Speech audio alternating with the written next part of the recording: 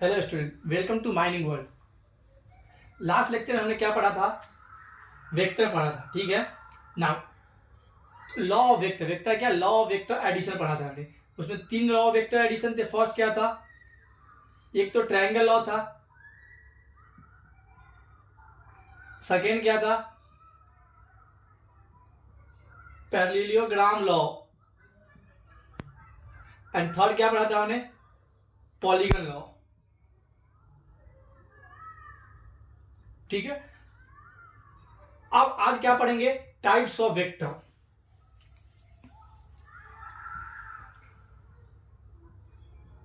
Types of vector. अब देखो, सबसे पहले क्या होता है? Equal vector. Equal vector. अब इक्वल वेक्टर क्या होता है? इक्वल वेक्टर नाम से ही पता चल रहा है कि इक्वल, सब चीज, मैग्नीट्यूड और डायरेक्शन दोनों इसका सेम होगा। जैसे मान लो इसका एक कोई वेक्टर, ए वेक्टर है, ठीक है। इसका मान 10 न्यूटन फोर्स के साथ जा रहा है, ठीक है, कोई भी ब्लॉक को फोर्स लगा रहा है। और एक और वेक्टर, बी वेक्टर मान लो, ये भी 10 न्यूटन है। देखो मैग्नीट्यूड सेम है, अब डायरेक्शन भी दोनों एक ही डायरेक्शन में जा रहा है। दैट मीन ये क्या हो गया? ये इक्वल वेक्टर हो गया। उसका मैग्नीट्यूड और डायरेक्शन दोनों सेम होगा, ठीक है। वो क्या हो गया? Equal vector. सेकेंड सेकेंड क्या हो गया? Negative vector. Negative vector.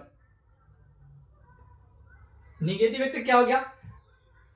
Negative vector means magnitude तो सेम होगा बट डायरेक्शन अपोजिट होगा। जैसे मान लो सेम चीज, कोई वेक्टर, एक वेक्टर है जो 10 न्यूटन फोर्स का ब्लॉक को इस डायरेक्शन में मूव कर रहा है, फोर्स लगा रहा है। सेम 10 न्यूटन का फोर्स कोई दूसरा वेक्टर उसके अपोजिट डायरेक्शन में फोर्स लगाएगा। देखो ये इधर फोर्स लगा रहा है और ये इसके अपोजिट फोर्स लगा रहा है। दैट मीन्स ये क्या हो गया? निगेटिव वेक्टर हो गया। एक का डायरेक्शन प्लस में था तो दूसरा माइनस में चला गया। इसको क्या बोलेंगे? Negative vector. इक्वल वेक्टर में क्या था? मैग्नीट्यूड और डायरेक्शन दोनों सेम था, ठीक है। और निगेटिव वेक्टर में क्या हो गया? मैग्नीट्यूड तो सेम होगा बट डायरेक्शन क्या है? अपोजिट हो रहा है। एक ही देखो, एक इधर जा रहा है, एक इधर से आ रहा है। Third, position vector.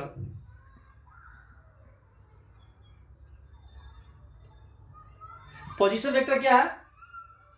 Position vector का काम यह है, ये बताता है कि position position from origin, origin से इसका किसी भी वेक्टर का क्या पोजीशन है। जैसे मान लो,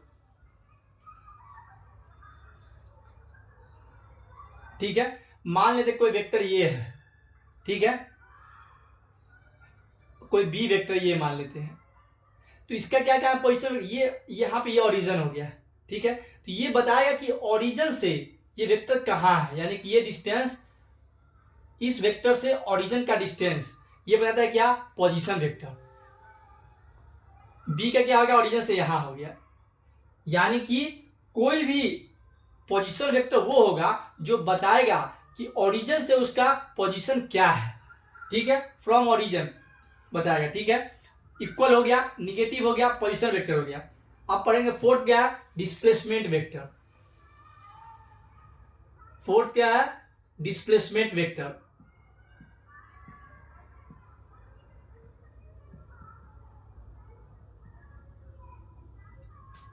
डिस्प्लेसमेंट वेक्टर ये क्या हो जाता है? Tells change in position with direction. With direction मतलब क्या हुआ? अब ये देखो, मान लेते हैं, ठीक है, मान लो इसको ओरिजिन मान लो। एक कोई वेक्टर यहां पे है, थोड़ी देर बाद क्या किया? यहां पे आ गया। किसी एक, दोनों एक ही वेक्टर, इसका पोजीशन मान लो फर्स्ट पोजीशन P1 है, ठीक है। सेम वेक्टर इसका सेकेंड पोजीशन क्या हो गया? P2, ठीक है। पहले यहां था, अब ये वेक्टर यहां आ गया, ठीक है। यानी कि ये इनिशियल पोजीशन हो गया, ये हो गया फाइनल पोजीशन, ठीक है। अब देखो, जो ओरिजिन से होता है, मान लेते हैं ये R1 वेक्टर, यानी यहां से यहां का दूरी के क्या हो गया? R1 वेक्टर, ठीक है। यहां से यहां क्या हो गया R2। तो डिस्प्लेसमेंट वेक्टर क्या कहता है, tells the change in position with direction. अब देखो यानी कि यहां से यहां आया, यानी इस देखो डायरेक्शन देखो यहां से यहां से आया, यानी यहां से यहां तो इसका डिस्टेंस भी चेंज हुआ और ये डायरेक्शन भी चेंज किया, ये इधर अब बढ़ रहा है। दैट मीन्स इसी को बोलते हैं डिस्प्लेसमेंट। ये 1 है, ये 2, ये R12। दैट मीन्स क्या होगा, आप देखो डिस्प्लेसमेंट इक्वल टू क्या होता है, फाइनल माइनस इनिशियल पोजीशन। ठीक है, डिस्प्लेसमेंट ये क्या होगा यहाँ पे R12, इसी को बोलते हैं डिस्प्लेसमेंट। यहां से जो यहां आया, इनिशियल यहां था, फाइनल यहां, इसी को क्या बोलेंगे डिस्प्लेसमेंट, यानी R12। ठीक है, फाइनल क्या था R2 vector minus R1 vector. ये क्या हो गया डिस्प्लेसमेंट वेक्टर। ये बताएगा क्या इनिशियल कहां था और फाइनल कहां गया, यही इसी को बोलते हैं क्या डिस्प्लेसमेंट। जैसे एग्जांपल देख लो, अब देखो कोई भी डिस्टेंस, पहले यहां से यहां गया, मान लो डिस्टेंस कोई कवर किया, यहां से यहां फिर डिस्टेंस कवर किया और यहां से यहां डिस्टेंस किया, इसका डिस्प्लेसमेंट क्या हो जाएगा। डिस्प्लेसमेंट क्या होता है, ये डिस्टेंस को डिस्प्लेसमेंट बोलते हैं। इनिशियल और फाइनल में जो डिफरेंस होगा इसी को बोलेंगे, जो डिस्टेंस होगा उसको बोलेंगे डिस्प्लेसमेंट। बट मान लो यहां बोलता कि डिस्टेंस कितना कवर किया, तो ये तीनों ये यहां से यहां जोड़ेंगे, पर यहां से यहां लिखेंगे, फिर इसको भी ऐड करेंगे, फिर इसको भी ऐड करेंगे, यानी डिस्टेंस क्या हो गया, टोटल डिस्टेंस जितना कवर किया उसको ऐड किए। और डिस्प्लेसमेंट क्या हो गया, जो इनिशियल और फाइनल का जो डिस्टेंस होगा बस उसी को हम लोग उसी को बोलते हैं डिस्प्लेसमेंट। ठीक है ना, ठीक है। चार हमने कौन कौन सा पढ़ा, फर्स्ट पढ़ा इक्वल वेक्टर, सेकेंड पढ़ा निगेटिव वेक्टर। इक्वल वेक्टर में क्या था, मैग्नीट्यूड और डायरेक्शन दोनों सेम होते हैं। निगेटिव वेक्टर में क्या होता है, मैग्नीट्यूड तो सेम होगा बट डायरेक्शन उसका अपोजिट हो जाएगा। ठीक है, थर्ड क्या पढ़ा हमने, पोजीशन वेक्टर। पोजीशन वेक्टर क्या करता है, ओरिजिन से पोजीशन बताता है, ओरिजिन से कि कौन सॉरी ओरिजिन से ये पोजीशन बताएगा कि वो वेक्टर कहाँ पे है।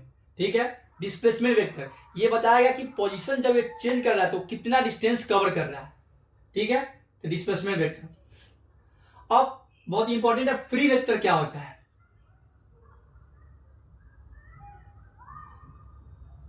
फ्री वेक्टर देखो, फ्री वेक्टर वो होता है जो शिफ्ट होगा without changing direction.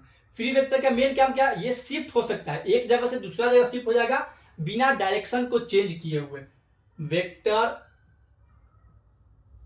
Can be shifted without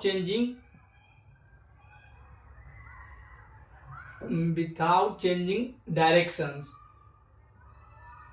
that means देखो क्या है, मान लो कोई ए वेक्टर है, ठीक है, कोई बी वेक्टर है, ठीक है,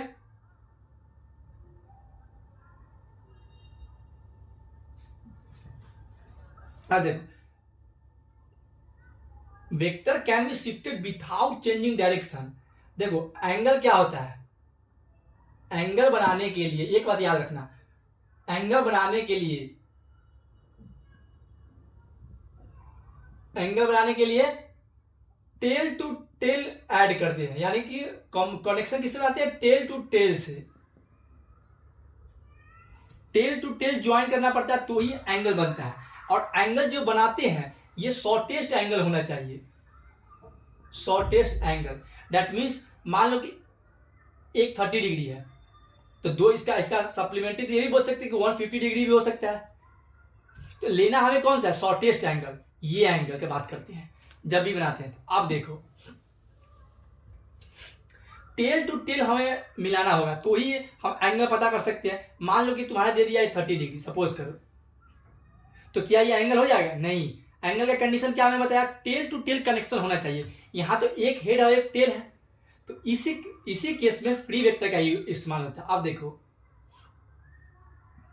ये बी वेक्टर था, इसको क्या किए, vector can be shifted without changing direction. इस ए वेक्टर को पैरेलली शिफ्ट कर दिए, मान लो यहां पे था, इसको पैरेलली शिफ्ट कर दिए, कर सकते हैं। फ्री वेक्टर का काम क्या है, शिफ्ट तो करेगा विदाउट चेंजिंग डायरेक्शन, डायरेक्शन तो मैंने वही मेंटेन रखा, ठीक है, तो शिफ्ट कर सकते हैं, ये यही होता है फ्री वेक्टर। अब देखो ये क्या था, 30 डिग्री क्वेश्चन में दिया हुआ है, तो अब जब तुम बनाओगे ये टेल टू टेल, ये शॉर्टेस्ट एंगल मुझे ये चाहिए, क्योंकि जिससे तुम बनाए हो टेल टू टेल, तो एंगल तो मेरा ये आएगा। अब ये 30 डिग्री, टोटल क्या होता है 90 डिग्री होता है, ये 30, तो 90 माइनस 30 क्या हो गया 60 डिग्री। दैट मीन्स ये वेक्टर, ये क्या हो गया एंगल मेरा 60 degree. That means free vector का काम क्या समझे, वेक्टर पे क्या कर सकते हैं, जरूरी जब भी मुझे जरूरत हो शिफ्ट कर सकते हैं, बट उसका डायरेक्शन चेंज नहीं होना चाहिए, ये बात याद रखना, ठीक है। अब मोस्ट इंपॉर्टेंट चीज पढ़ते हैं, unit vector.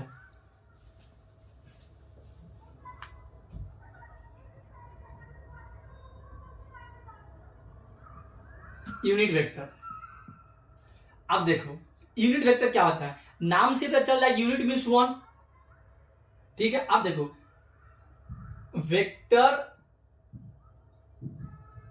whose magnitude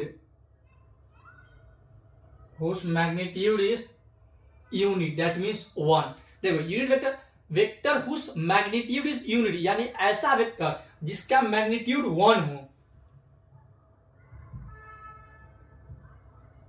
used to provide direction to physical quantity,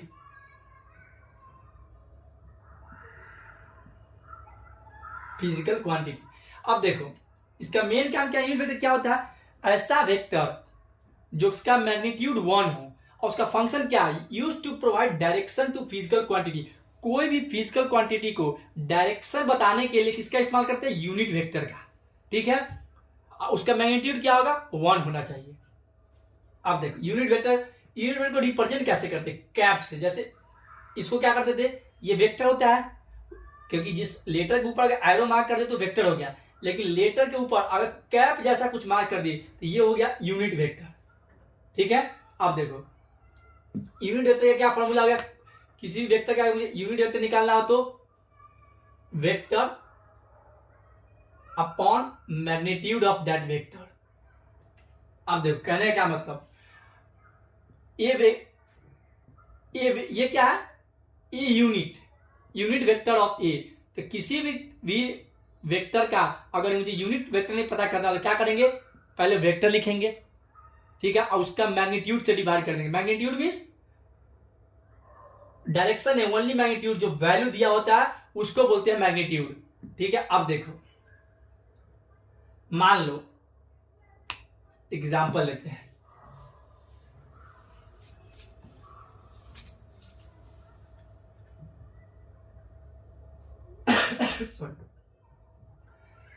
एक एग्जांपल लो, कोई वेक्टर दे दिया तुम्हें 3i cap plus 2j cap, ये क्या है, अब ये देखो ये बता रहा है आई कैप क्या है, यूनिट में, ये मैंने क्या बताया, यूनिट का होता है मैग्नीट्यूड, और ये डायरेक्शन बताने के लिए काम करता है। अब देखो आई कैप जे कैप, ये होता है, ये डायरेक्शन क्या हो गया एक्स एक्सिस में, ये वाई एक्सिस में, ये क्या बता रहा है, ये एक्स एक्सिस का है। इस कैसे पता चला कि ये आई इस डायरेक्शन में जाएगा, क्योंकि आई का यूनिट कैप दिया हुआ है, यानी इससे पता चल गया कि आई डायरेक्शन में, जे मीन्स इस डायरेक्शन में है। अब देखो कोई भी पॉइंट यहां मान लेते, ये 3i है प्लस 2j है, मान लो इसका यूनिट वेक्टर मुझे पता करना है, ठीक है। तो कोई भी ये मान लेते ए वेक्टर तुम्हारा दे दिया, ठीक है। अब तो ए का यूनिट वेक्टर क्या निकालेंगे, मैंने क्या बताया, वेक्टर उससे उसका वेक्टर लिखेंगे और उसके मैग्नीट्यूड से डिवाइड कर देंगे, ठीक है। अब देखो ए वेक्टर तो क्या है हमारा 3i cap plus 2j cap, ठीक है, यही है। तो अब देखो और डिवाइड किसे करेंगे, मैग्नीट्यूड से। मैग्नीट्यूड ही देखो, मैग्नीट्यूड कैसे निकलता है ये पहले बेसिक जान लो। किसी भी वेक्टर का मैग्नीट्यूड क्या होता है, root of x square plus Y square plus Z square. X क्या है, अब जैसे इस क्वेश्चन में देख लो, एक्स यहाँ पे 3 है, ठीक है, y क्या है 2, आई कैप का जो मैग्नीट्यूड हो गया ये क्या हो गया, इसके जो आगे आई के आगे वैल्यू लिखा हुआ है वो x का वैल्यू हो गया, j के आगे जो लिखा हुआ है y का वैल्यू हो गया। उसी प्रकार मान लो अगर z में कोई रहता तो उस z का वैल्यू हो जाता। अब देखो यहाँ पे मैग्नीट्यूड क्या आ जाएगा फिर अंडर रूट, अब देख x square plus Y square होगा क्योंकि आई और जे है, तो 3 का स्क्वायर प्लस 2 का स्क्वायर, ठीक है। तो कुछ तो 3i कैप अपन प्लस 2j कैप, और रूट निकाल के जो वैल्यू आएगा वो लिखेंगे। यूनिट कैप के समझ के मतलब कैसे होता है, उसके वेक्टर को उसके मैग्नीट्यूड से डिवाइड करेंगे तो उससे यूनिट वेक्टर निकल जाएगा।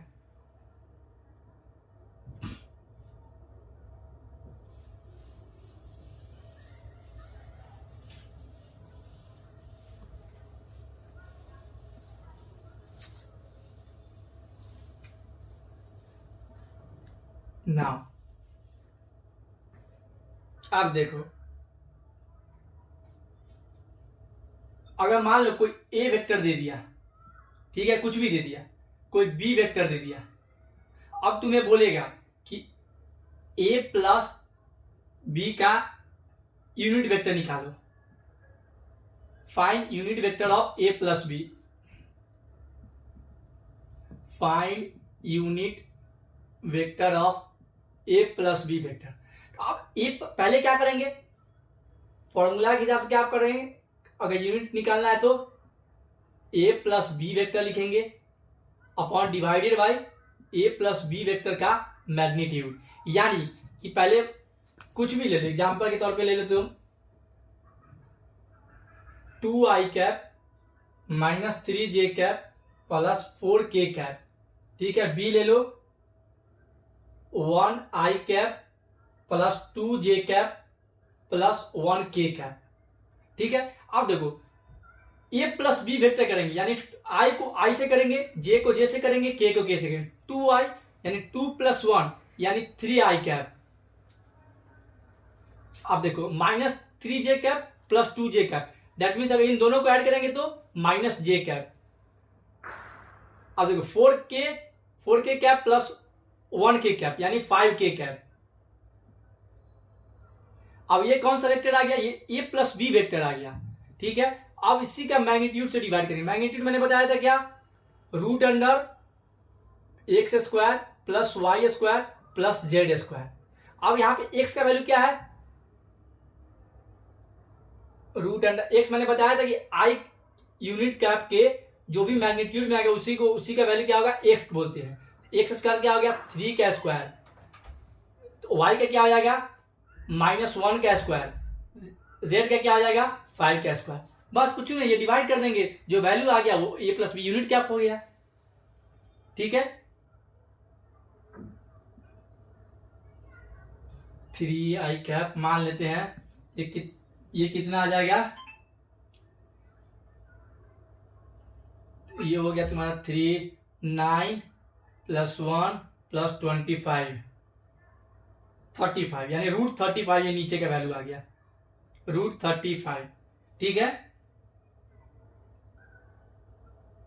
नहीं ठीक है, तो अब देखो जो भी नीचे वैल्यू आया वो क्या करेंगे, तीनों से डिवाइड कर देंगे, 3i कैप और जो वैल्यू आया प्लस माइनस जे कैप अपॉन नीचे से डिवाइड कर देंगे प्लस 5k कैप अपॉन जो भी वैल्यू आएगा उससे डिवाइड कर देंगे, वो आंसर हो गया, ठीक है। अब फ्री वेक्टर हमने पढ़ लिया, यूनिट वेक्टर पढ़ लिया,